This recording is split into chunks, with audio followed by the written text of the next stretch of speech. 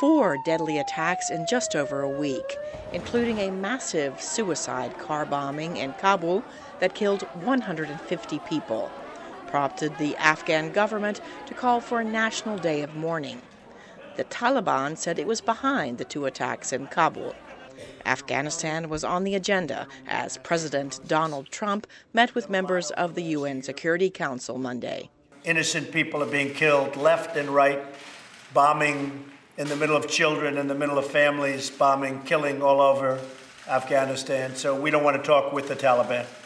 In the past, the U.S. has not ruled out including the Taliban in possible peace talks. Asked why the Taliban is now claiming responsibility for the massacres, Michael Kugelman told VOA. The Taliban wants to weaken the Afghan state in any way possible. And it wants to do that now by proving that the Afghan state cannot protect its people. It cannot protect security. And that includes civilians. President Trump stepped up the U.S. military presence in the country with 11,000 American troops now stationed there, 16 years after the U.S. invaded the country following the September 11th terrorist attacks. Some experts say the terrorist attacks on civilians are being planned across the border in Pakistan. Kugelman says the U.S. is likely seeking ways to increase the pressure on Pakistan to stop the attacks, but it has to walk a fine line.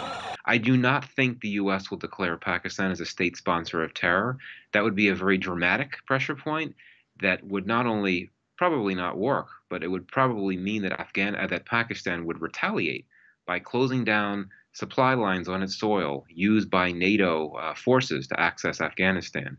With this level of violence in Afghanistan, it does not appear that the longest conflict in American history will be ending anytime soon.